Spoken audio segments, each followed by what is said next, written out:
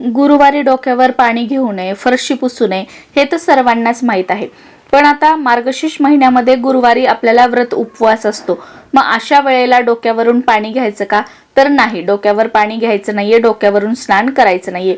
आदल्या दिवशी तुम्ही डोकं धुवू शकता आणि आदल्या दिवशी मग ब्रह्मचर्याचं पालन करायचं, नॉनव्हेज वगैरे खायचं नाही, म्हणजेच बुधवारी. त्याचबरोबर या दिवशी गुरुवारी फरशी सुद्धा पुसायची नाहीये. मग अशा वेळेला काय करायचं, जिथे तुम्ही पूजा मांडणी करणार आहात फक्त तेवढी जागा तुम्हाला स्वच्छ करायची आणि आदल्या दिवशी फरशी जी आहे ती पुसून घ्यायची आहे. गुरुवारच्या दिवशी झाडून काढताना पूर्ण घर झाडायचं, पण केर जो आहे, कचरा भरल्यानंतर तो घराच्या बाहेर फेकून द्यायचा नाही.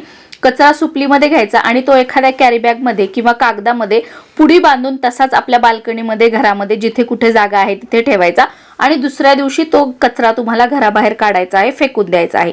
आणि या दिवशी संध्याकाळच्या वेळी तर चुकूनही झाडू घरामध्ये मारू नका.